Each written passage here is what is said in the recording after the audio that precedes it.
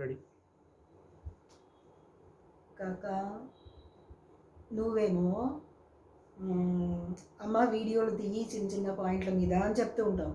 ఇంతకుముందు తీశాను కొన్ని, దీపు కూడా తీశాడు. యూనో నేనన్నాను నాకు ఇన్స్పిరేషన్ లేదురా, మీరు మీ సంసారాలు దూరంగా ఉన్నారు, చేయలేకపోతున్నా అన్నా. ఫీల్ అయ్యావా? నిజంగానే ఎంకరేజ్ చేస్తున్నావా? పాపం వచ్చినప్పుడల్లా తీయమ్మా తీయమ్మా అంటున్నావు. So I'm taking this opportunity. కానీ ఏ సబ్జెక్ట్ మాట్లాడాలి అన్నదే తెలియట్లేదమ్మా. నాకు ఎక్కువ నాలెడ్జ్ ఉండదు. I'm not intelligent, I mean motivational ఇది అది అందరిలాగానే మాట్లాడలేను. ఐ కాంట్ క్యాజువల్గా ఏదో ఇదేంటి వ్యూవర్స్తో మాట్లాడినట్టు మాట్లాడగలను అంతే. నీతో కాదు ఇప్పుడు నేను మాట్లాడాల్సింది కదా. నా గురించి ఏమన్నా చెప్పుకోవాలి అంటే వ్యూవర్స్కి చెప్పాలి, నీ ఒక్కడికి కాదు. I know it. ఓకే, ఎప్పుడు నేను రోజు ఆలోచిస్తూ ఉంటాను తెలుసా, ఈ టీవీ లేకపోతే నేను ఏమయ్యేదాన్ని అని. టీవీ అంటే నేను యాక్టింగ్ చేయడము, నేను ప్రొడ్యూస్ చేయడము, డైరెక్ట్ చేయడము, సీరియల్స్ తయారు చేయడం గురించి కాదు నేను చెప్పేది. చిన్నప్పటి నుంచి కూడా అదో రకమైన ఇంట్రెస్ట్. ఎలా అంటే నాకు ఇదేంటి, ఢిల్లీలో ఉండేవాళ్ళం. ఢిల్లీలో ఉన్నప్పుడు 65 నుంచి కూడా అక్కడ టీవీ ఉండింది. అక్కడ ఒక మా కాలనీలో గవర్నమెంట్ స్కూల్ ఉండేది. ఆ స్కూల్లో టీవీ ఈవినింగ్స్ పెట్టేవారు. రెగ్యులర్గా అక్కడికి కూడా వెళ్ళేదాన్ని నేను. దూరదర్శన్ ఇవి వస్తూ ఉండేవి కదా, అప్పుడు తక్కువ ప్రోగ్రామ్స్ కూడా ఉండేవి, ఒక గంటే వచ్చేవి ఐ థింక్ సో. సో అలా అప్పుడప్పుడు వీకెండ్స్కి మాత్రం సినిమాలు వేసేవారు. సో నాకు ఎంత ఇంట్రెస్ట్ అంటే, టీవీలు అందరిలో ఉండేవి కాదు, కాలనీ 2, 3, 4 ఉండేవి అంతే. సో మా ఫ్రెండ్స్ స్కూల్మేట్స్ ఇళ్లలో ఎవరి ఇళ్లలో ఉన్నా రిక్వెస్ట్ చేసి అరే ఆజాంగి అనేదాన్ని. వాళ్ళు ఒకవేళ పెట్టుకోకపోతే ఏం చేసావు, అందరం చిన్నపిల్లలం మేము అప్పుడు. కిటికీలోంచి పక్కిళ్ళ వేరే ఇళ్ళకి వెళ్ళి కిటికీ ఎక్కి ఆ ఊచల్లోంచి చూసేవాళ్ళం, మొత్తం సినిమాలు చూసేవాళ్ళం తెలుసా. అంత పిచ్చి, అసలు అంత పిచ్చి అప్పుడు ఉంది. కాబట్టి నేను ఇంట్రెస్ట్ ఉందేమో నాకు దీంట్లో. నిజం చెప్పాలంటే నా చిన్నప్పుడు నటి శారద ఉన్నారు కదా, క్యారెక్టర్ ఆర్టిస్టు, ఆవిడ హీరోయిన్గా ఉన్నప్పుడు ఆవిడ మాడ్యులేషన్ అంటే నాకు చాలా నచ్చేది. చాలా చక్కగా చెప్తారు డైలాగ్స్ ఆవిడ. అబ్బా ఎప్పటికైనా నేను కూడా ఇలా చేయాలి అనుకుంటూ ఉండేదాన్ని అనమాట. ఆ రకంగా కూడా ఆలోచించేదాన్ని. అప్పుడు హిందీ సినిమాలు ఎవ్రీ వీకెండ్ వచ్చేవన్నమాట, బ్లాక్ అండ్ వైట్ చూసేదాన్ని. తర్వాత ఇక్కడికి వచ్చేసిన తర్వాత ఇంకా హైదరాబాదు ఆఫ్టర్ గ్రాడ్యుయేషన్ ఇదేంటి అప్పుడు కూడా పెద్ద టీవీలు లేవు ఇక్కడ, ఎవరి దగ్గర కూడా పెద్ద టీవీలు లేవు అనమాట. అయితే ఇదేంటి నాకు బాగా గుర్తు, మ్యారేజ్ అయిన తర్వాత అఫ్కోర్స్ మన ఇంట్లో టీవీ ఉండేది. అంతకుముందు నేను చెప్పేది మా పెళ్ళైన కొత్తలో ఏంటంటే చాలా కొద్ది ఇళ్లలోనే ఉండేవి టీవీలు. అప్పుడు ఒకసారి మూగమనసుల సినిమా వస్తుంది తెలుసా. మూగమనసుల సినిమా థియేటర్లకు వెళ్ళైతే అలాంటి సినిమాలు చూసే స్కోపే లేదు ఆ రోజుల్లో. ఎలా చూస్తాం, మూగమనసుల సినిమా టీవీలో వస్తుంది, అయ్యో నేను చూడలేను అంటే నాన్నని ప్లీజ్ ప్లీజ్ ప్లీజ్ ఏమండి చూడాలి ఎట్లాగైనా అంటే, ఎలా చూస్తాము అంటే, అరే ఢిల్లీ రాజేశ్వరి వాళ్ళు నల్లకొండలో ఉండేవారనమాట వాళ్ళ పేరెంట్స్ వాళ్ళు. ఏమండి వెళ్దామండి ప్లీజ్ అంటే, నాన్న కూడా కల్చరల్ ఇది బాగా ఇంట్రెస్ట్. నేను వేడుకునేసరికి ఇద్దరము పొలం అంటూ అప్పుడు మీరు లేవా వెళ్ళి అక్కడ మూగ మనసులు సినిమా చూసి పూర్తి తృప్తిని పొంది ఇంటికి వచ్చామన్నమాట. అంత పిచ్చి సినిమాలు అంటే అని కాదు, టీవీలో వచ్చే ప్రోగ్రామ్స్ని చూడు. ఇంకా తర్వాత లేటర్ స్టేజెస్లో టీవీ కొనుక్కున్న తర్వాత బ్లాక్ అండ్ వైటే కదా, అప్పుడు ఇదేంటి లలిత సంగీతం వచ్చేదబ్బా దూరదర్శన్లో. I really use to love those songs, that's why I give so much respect to all those old artist musicians. అవి రెగ్యులర్ వినేదాన్ని. Every program I use to follow. As I said, I'm not talking about my self taking part in TV. TV ఎంత నా లైఫ్లో ఏం part play చేసింది అని మాత్రం చెప్తున్నా కదా. తర్వాత టీవీ ఇదంతా ఈ మనం వరంగల్‌లో ఉండేవాళ్ళం. మన ఇంట్లో ఉన్న టీవీని వరంగల్‌కి తీసుకెళ్ళాం. ఇంత పెద్దగా పొడుగ్గా యాంటెన్నా పెట్టి చుక్కలు చుక్కలు వచ్చేది. అయినా కూడా చూసేవాళ్ళం. అండ్ ఒకసారి వరల్డ్ కప్ వచ్చింది. కపిల్ దేవ్ కెప్టెన్‌గా ఉన్నప్పుడు కదా! అది ఎప్పుడుది? ఏ ఇయరు? 90స్‌లో ఎప్పుడో? ఐ 80సా? 83. 83. ఓకే. అయితే మన క్యాంపస్‌లో ఉన్న పిల్లలందరూ 40 మంది పిల్లల్లాగా మన ఇంటికొచ్చి కూర్చున్నారు తెలుసా? మ్యాచ్ చూడ్డానికి. టీవీలో ఆ ప్రోగ్రామ్ వస్తుంటే పిల్లలు చూస్తే ఈ రోజుకి కూడా వాళ్ళకెంత మెమరబుల్‌గా ఉంటుంది ఆ ఇన్సిడెంట్. నిజం చెప్పాలంటే టీవీ ఉంది కాబట్టే కదా చూడగలిగారు. So, beautiful experiences TV. ఆ తర్వాత ఏంటంటే ఇంకా టీ టీవీ ఇలా స్టార్ట్ అయిన తర్వాత రెగ్యులర్‌గా నేను యాక్టింగ్ మొదలెట్టిన తర్వాత నా ప్రోగ్రామ్సే నేను చూసుకోగలిగేదాన్ని కాదు. ఇంకా రెగ్యులర్ టీవీ మొదలయ్యాక అందరిళ్ళలో టీవీలు వచ్చాకనమాట. అయితే టీవీ ప్రభావం నేను టీవీ మీద నేను ఒక కథ కూడా స్కిట్ రాసానబ్బా! ఢిల్లీలో నా ఎక్స్‌పీరియన్సెస్‌తో. ఆంధ్రప్రభలో 80స్‌లోనే బామ్మగారు టీవీ అని. బామ్మగారు ఇలా టీవీ పట్టుకుంటారనమాట.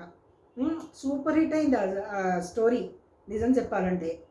అయితే నేను 'మిస్టర్ పెళ్ళాం' సినిమాలో యాక్ట్ చేస్తున్నప్పుడు బాపు గారి నేను చేయాలా వద్దా అనుకున్నా చిన్న క్యారెక్టరు. కానీ ఎందుకో బాపు గారి డైరెక్షన్ చూద్దాంలే అని వెళ్ళిపోయాను నేను. ఓకే. ఇది చేశా 'గుంపులో గోవింద' క్యారెక్టరు. టీవీ సీన్ ఉంది అందులో. నేను సినిమాలో నటించేశానని అందరూ గొప్పగా చెప్పేస్తూ ఉంటారు 'మిస్టర్ పెళ్ళాం' చూసేసి. ఏవండీ చూసామండి మిమ్మల్ని నిన్న ఇది చెప్తూ. నేను ఆ సీన్‌లో నేనే కూర్చున్నా. నా స్కిట్ ఉంది కదా! ఇది రాసింది ఉంది కదా! ఆంధ్రప్రభలో. డిట్టో.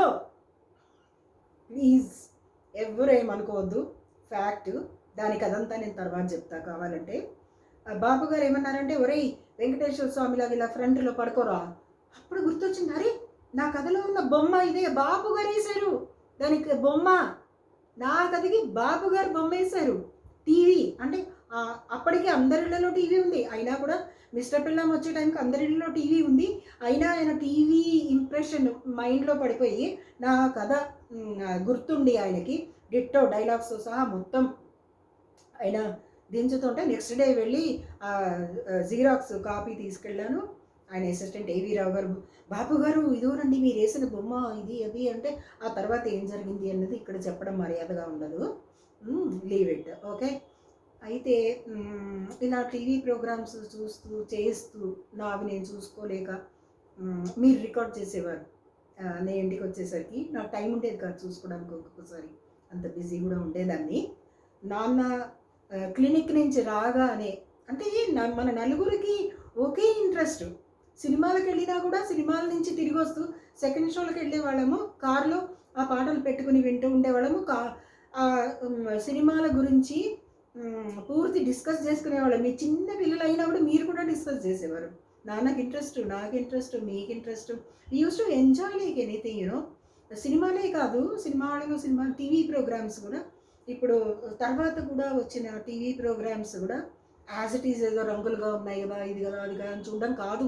టైం పాస్కి చూడడం కాదు. మొత్తము సబ్జెక్ట్ ఎట్లా ఉంది, పర్ఫార్మెన్సెస్ ఎట్లా ఉన్నాయి, స్క్రిప్ట్ ఎలా ఉంది, బాగా తీసారా లేదా, ఆకట్టుకుంటుందా లేదా, ఏంటంటో ఎనలైజ్ చేసేవాళ్ళం అనమాట. ఈ టీవీ ఏంటంటే నా జీవితంలో చాలా ఇంపార్టెంట్ అయి కూర్చుంది. ఎట్లా అంటే యాక్చువల్లీ ఆఫ్టర్ మురళీధర్స్ డిమైస్ ఇంట్లో 1 or 2 months ఉన్నానేమో మరి తెలీదు. టీవీ వాళ్ళు తర్వాత పాపం ఫోర్స్ చేసి నన్ను మళ్ళీ ఈ ఫీల్డ్లోకి దించారు. 2-3 months తర్వాత మళ్ళీ యాక్టింగ్ మొదలెట్టాను. అయితే దట్ టీవీ వాజ్ ఎవరు రారు. 1 month వస్తారంతే. ఇంట్లో మనము డిప్రెషన్ ఏంటి ఏడుస్తూ ఉంటాం లబోదిబో. ఎవరు సొసైటీలో ఎవరో ఒకళ్ళిద్దరు అలా పలకరిస్తారు. 1 month మాత్రం వస్తారు అందరూ. తర్వాత పాపం ఎవరి పనులలో వాళ్ళు ఉంటారు. మనం లోన్లీగా ఫీల్ అవుతూ ఉంటాము. చాలా డిప్రెషన్లో ఉంటాము. ఆ టైంలో నాకు ఈ టీవీ అనేది ఎంతో హెల్ప్ చేసింది. ఎలాగంటే నేను హిందీ సీరియల్స్ కూడా చూసేదాన్ని కాదు ఇంతకుముందు. అప్పుడు ఫ్రీ టైమ్ ఏదైతే 1 ఆర్ 2 మంత్స్ ఇంట్లో ఉన్నానో అన్నీ పెట్టుకున్నాను నేను. అన్ని ప్రోగ్రామ్స్ పెట్టుకున్నాను నేననమాట. యాహ్! అప్పుడు దట్ వాస్ ఏ లింక్. బయట టచ్ లేదు సొసైటీతో నాకు. ఏడుస్తూనే ఉండేదాన్ని, ఇంట్లో పడుండేదాన్ని. అయితే సొసైటీతో ఈ టీవీ లింక్ అనమాట నాకు. See like that I got involved in the societal matters through TV. TV helped me so much to divert a little bit you know. అలాగా అంత ప్రభావం ఆలోచిస్తూ ఉంటా అప్పుడప్పుడు. టీవీ లేకపోతే నేనేమైపోయేదాన్ని అని చెప్పేసి అనమాట. సో ఇప్పుడు టీవీ అనేది ఏంటంటే ప్రస్తుతము of course show must going on. అయితే ఇదేంటి ఇప్పుడు ప్రోగ్రామ్స్, సోషల్ మీడియా ఎంత పెద్దదైపోయింది అసలు. అందులో కూడా మనకి కావాల్సినవి మనం ఎన్నుకొని చూడొచ్చు. ప్రైవేట్ ఛానల్స్ ఉన్నాయి ఎన్నో. నాకైతే ఈ ప్రస్తుతం టీవీ కూడా లేదు, టాటా స్కై ఉండేది తీసేసాను కూడా. అసలు యూట్యూబ్ ఇదేంటి ప్రైవేట్ ఛానల్స్ మీడియా మాత్రమే చూస్తాను నేను. ఈ నెట్ఫ్లిక్స్, అమెజాన్ ఇవి అవి అన్నీ ఉన్నాయి. సో మెయిన్గా చెప్పాలా, ఎవరు తల బొద్దలు కొట్టుకున్నా సరే, ఎవ్వరు నన్ను తిట్టుకున్నా సరే, నేను సీక్రెట్ చెప్పనా, I'm surviving by watching Pakistan serials. ఎందుకంటే జిందగీ ఛానల్ అనేది వచ్చేది జీ వాళ్ళది ఇంతకుముందు. అందులో పాకిస్తాన్ సీరియల్స్ వేసేవాడు. ఇంత బాగుంటాయా వీళ్ళ సీరియల్స్, ఇంత న్యాచురల్గా ఉంటాయా, నేను చచ్చిపోయే లోపల అసలు మంచి సీరియల్స్ చూస్తానా లేదా అనుకున్నా తెలుసా. అట్లాంటిది నాకు ఓ గాడ్ ఒక సార్థకత వచ్చింది నా జీవితానికి అన్న ఫీలింగ్ వచ్చింది. మనమన్నీ ఆర్టిఫిషియలే కదా. అయితే ఆగిపోయింది ఆ ఛానల్ ఈ గొడవల వల్ల అనవసరంగా. అది కూడా తర్వాత నేను డిప్రెస్ అయిపోయి, అయ్యో మంచి సీరియల్స్ ఇంకా చూసే అవకాశం లేదు అని. ఆ తర్వాత తట్టింది, అరే యూట్యూబ్లో వస్తాయి కదా, యూట్యూబ్లో చూడొచ్చు కదా అని చెప్పి గత 3-4 ఏళ్ళుగా చూడడం మొదలెట్టాను. ఇంకా చూసుకోండి, ఐఎమ్ సర్వైవింగ్ అంటే సర్వైవింగ్. చాలామంది మిస్ అవుతున్నారు. ఎంత చక్కటి సీరియల్స్ అంటే, చక్కటి అని ఎందుకంటున్నాం, బ్రహ్మాండాలు కాదు, మన పక్కింట్లో జరుగుతున్న స్టోరీలా ఉంటుంది. అందులో ఫ్యామిలీ లైఫ్ అంతా చూపిస్తారు. రకరకాల సబ్జెక్ట్స్ ఉండవు, ఒకే సబ్జెక్ట్ని డిఫరెంట్ ఆర్టిస్టులతో చూపిస్తే ఎంత బ్యూటిఫుల్గా పెర్ఫార్మెన్సెస్ ఉంటాయంటే, మేకప్లు ఉండవు, బ్యాక్గ్రౌండ్ మ్యూజిక్లు ఉండవు, ఏముండవు, అంత బాగా టీవీలో నేను వాటిని ఆస్వాదిస్తూ ఎంత ఎంజాయ్ చేస్తున్నానంటే, I really pity those people who do not watch those serials. And not only that ఈ ప్రైవేట్ ఛానల్స్లో కూడా నేను యూట్యూబ్లో కూడా ఎంత మంచి మంచివి సినిమాలు చూస్తున్నా తెలుసా. ఎందుకు వాటిని చూడగలుగుతున్నానంటే, ఇప్పుడు మా పిల్లలు ఉన్నారా, వాళ్ళని నేను ఇబ్బంది పెట్టలేను కదా, ఒంటరిగా ఉంటున్నాను. ఇప్పుడు ఈ యాంటిక్ పీసెస్, ఈ సామాను ఇదంతా మోసుకెళ్ళి నా పిల్లలతో పాటు వాళ్ళ ఇళ్లలో ఉండలేను. ఆఫీసులకు దగ్గరగా ఉంటుండ్రా బాబు అని నేనే ఇళ్ళు వెతికి వాళ్ళని అక్కడ సెటిల్ చేశా. వారానికి ఒకసారి కలిసేవాళ్ళము. ఈ కరోనా మూలంగా కొంచెం గ్యాప్లు ఎక్కువైపోతున్నాయి. ఇక వచ్చినప్పుడు మా అబ్బాయి ఇలా ఎంకరేజ్ చేస్తూ, అమ్మ వీడియో తీద్దామన్నాడు. సో ఏంటి ఏ టాపిక్ చెప్పా కదా, I'm not a YouTuber. So ఏదో నాకు తోచింది మాట్లాడుతూ ఉంటా. అయితే ఏం చెప్తున్నా, సో ఒంటరితనంలో ఎంతమంది అండి ఒంటరిగా ఉంటున్నారు నిజం చెప్పాలంటే.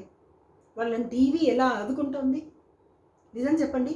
నాకైతే టేస్ట్ ఉంది కాబట్టి నేను ఎక్కువ చూస్తున్నా, ఎక్కువ ఆస్వాదిస్తున్నా, ఎక్కువ ఎంజాయ్ చేస్తున్నా. నేను మా పిల్లలతో కూడా డిస్కస్ చేస్తా, లింకులు పంపుతూ ఉంటా, ఇది చూడండి రా, అది చూడండి రా. మొన్న హాలీవుడ్ మూవీ వచ్చింది యూట్యూబ్లో, ఓ గాడ్, పతి పత్ని ఆర్ పానీ. అసలు ఎంత బ్యూటిఫుల్గా ఉంది. తర్వాత chalk and dust, Shabana Azmi and ఎవరు మన అమ్మాయి ఎవరు, జూహీ చావ్లా, వాళ్ళది మంచి సబ్జెక్ట్స్. ఇలా నేను నా జీవితం చాలదు చూడాలంటే. And I can engage my self without depression ఉంటుంది, పిల్లలు దూరంగా ఉన్నారని లోన్లీనెస్ ఉంటుంది, అన్నీ ఉంటాయి. కానీ బతకడం అనేది ముఖ్యం కాబట్టి బతికిస్తున్నాయి. TV is so important in ఇదేంటి persons life. I'm not talking about my self.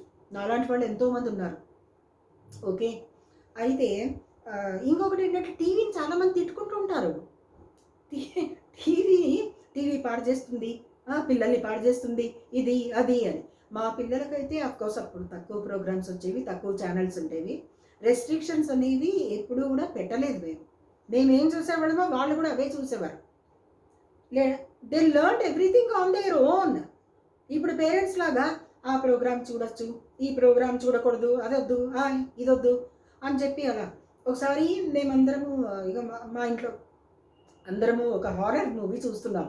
అదే టైంకి ఒక ఫ్రెండ్స్ వచ్చారు ఇంత పిల్లాన్ని తీసుకుని వచ్చి. ఓకే, ఏంటి ఈ మూవీ పెట్టారు, పిల్లలు ఏమైపోవాలి, how will they get affected psychologically, ఓ అనుకుంటూ ఓవర్ యాక్షన్ చేశాడు తను. వాళ్ళ మొగుడు పిల్లలు కొట్టుకుంటూ ఉంటారు ఇంట్లో. దానికి సారీ, దానికి పిల్లాడు ఎక్స్పోజ్ అవుతూ ఉంటాడు. అది హారర్ కదా. అలా అని కాదు, దే మస్ట్ నో ఎవ్రీథింగ్. అలా అని ఏవో పిచ్చి పిచ్చివి అని కాదు. ఇప్పుడు పిచ్చి వస్తున్నాయి, so parents have to restrict. That is different. But let them know what is going on in the world. అలా ఉండాలి. కొన్ని మనతో పాటు కూడా కొన్ని చూపించాలి అలాగే. అండ్ ఇప్పుడైతే నేను చెప్తున్న కొన్ని సినిమాలు కాదండి బాబు. రోజు లంచ్ చేస్తూ ముందు ఒక బ్లాక్ అండ్ వైట్ మూవీ పెడతా, ఐదర్ హిందీ ఆర్ తెలుగు. సిరి సంపదలు నిన్న చూశానండి, great movie, Dharmaputra, Shashi Kapoor, okay, Mala Sinha, beautiful artist, పాత వాళ్ళు, రెహమాన్. ఎంత సబ్జెక్ట్ కూడా ఆ రోజుల్లో ఏంటంటే immediately after partition and all that, during that time అనమాట. ఎంత మంచి పాయింట్లు తెలుసుకోవడానికి, మానవ సంబంధాల గురించి కానీ, ఇదేంటి అప్పుడు మంచి బోధించేవారు, అందరూ కలిసిమెలిసి ఉండాలి అని. ఇప్పుడు సొసైటీ నుంచి పిల్లలు ఏం నేర్చుకుంటున్నారో నాకు తెలియదు, కానీ అలాంటి సినిమాలు చూపించాలండి. మాయాబజార్ ఎంటర్టైన్మెంట్ కోసం అలాంటివి చూపించాలి. 1940s, 50s వచ్చిన బ్లాక్ అండ్ వైట్ హిందీ సినిమాలండి, నిజంగా దేశం గురించి చూపించాయి. కండిషన్స్ ఇప్పుడు ఎలా ఉన్నాయో అప్పుడు కూడా అలాగే ఉన్నాయి. అదే డిస్టర్బెన్సెస్ కానీ, అన్రెస్ట్ కానీ అప్పుడు మంచిని బోధించేవారు. So it is helpful TV. So TV in my life it has helped me a lot. అది ఎందుకో నాకు సడన్గా ఏ రోజు ఆలోచిస్తుంటా కాబట్టి మీతో కూడా షేర్ చేసుకుందామని చెప్పాను. ఓకే, భరించినందుకు థ్యాంక్స్.